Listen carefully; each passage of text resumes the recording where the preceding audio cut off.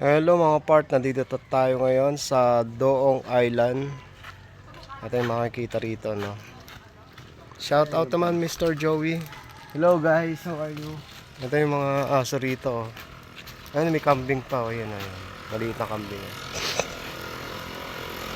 So ngayon, pupunta kami ngayon sa Sandbar Beach. Meron daw dito sandbar, eh. So sasakay kami ng motor. Ayan, oh, sasakay kami ng motor, oh. Hi, shout out sa inyo mga partner. Yun, ito yung sasakyan namin, oh. Susunduin niya mamaya yung dalawa. Pa-subscribe naman mga partner. Ay, iwan. Hindi ko na dinala yung cellphone ko. Ayan. Hello mga part, papunta na kami ngayon sa Sandbar Beach. Dito to sa Doong Island. Doong Island. Ito yung mga daan dito.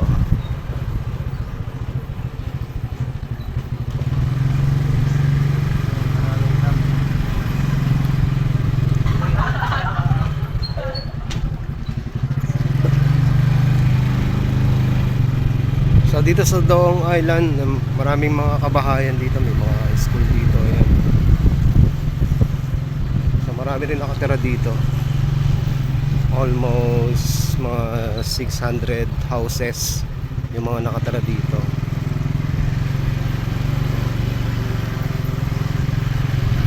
Wala pa sir? Hindi pa nakasunod? So yung bye yung dito talaga yung barangay Doong. Dahong 1 to, di ba sir? Pero isang barangay lang yung Dahong 1 sa Dahong 2.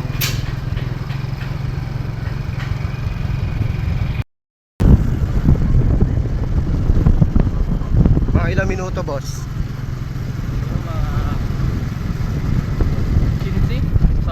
Mga 15 minutes or 10 minutes, ano, papunta sa sandbar.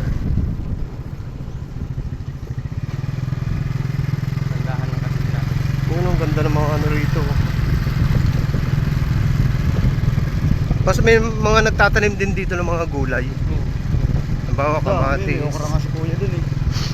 Pre, may okra si kuya sa likod ng bahay niya, nakita mo. Pre.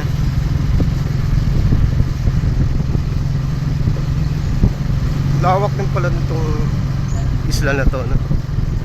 Mahaba to sir, na pahaba no. Siyempre yung ano yung kanain natin. Isang highway, isang way lang po. Kasi sabi ni kuya, nung dati raw wala pang ano dito eh, wala pa raw ilaw dito eh. Lampara pa lang, 2,000 daw nagkaroon eh. Oo. So, ibig sabihin bago pa lang talaga na-develop to, no? Tapos maliit pa yung mga kabayan na dito. Ang konti lang daw, konti. Dikit lang. Hindi pa ganitong barkada. Ano daw, Putik lupa, pa dito, putik pa putik. daw. Oo, ganun. Bagong develop lang to, no? Ayun, nagaganda ng lupa rito. Sa tingin ko ba't pa... Ano na, sila natin. Sila na yan niya.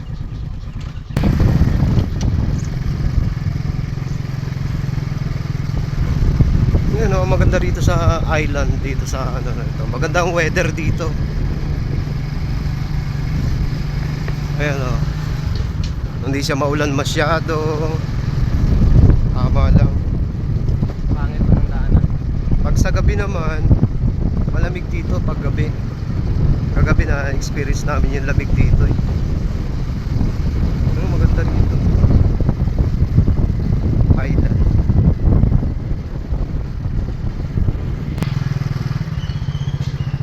Ayun, may lugar din na lubak-lubak ang daan. Yung si ate. Nakasakay namin sa ano yun ah. Video.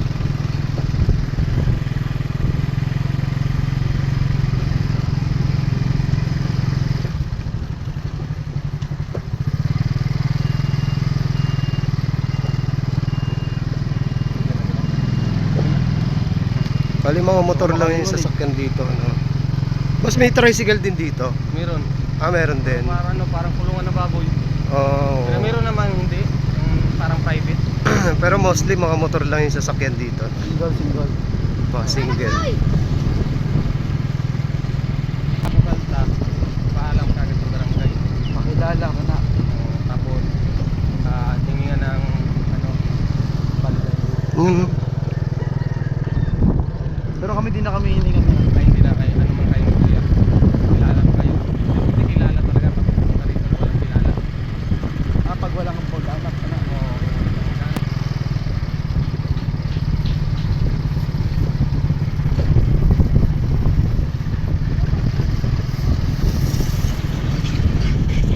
Lalo dito.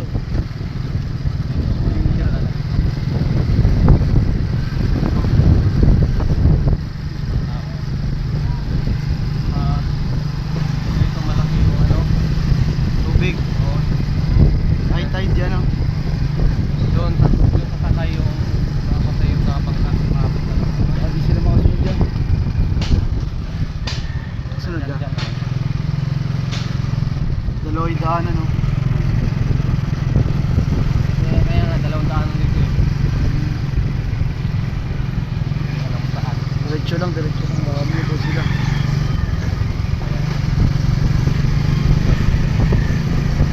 Sunod yan. Oo. Ang dito yan, no? Matigas mo dito. May iba kaya pag gaganit ang daanan, madulas eh. Lulubog yung gulong.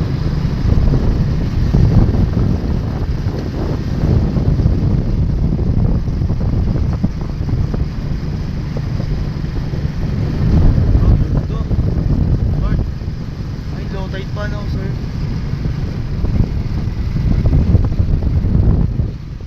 Yun, dito na pala yun. Ito na lang tayo, no, sir. Ganun talaga.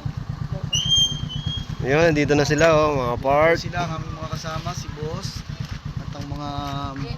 Tama ka muna kay Kuya ulit. Hello, nandito na tayo ngayon sa tinatawag na sandbar. Doong sandbar. Saan yung sandbar dito? Ah, ito na yun. Ang ganda. Pag nag-high tide yan, tubig hanggang dito. Ganda.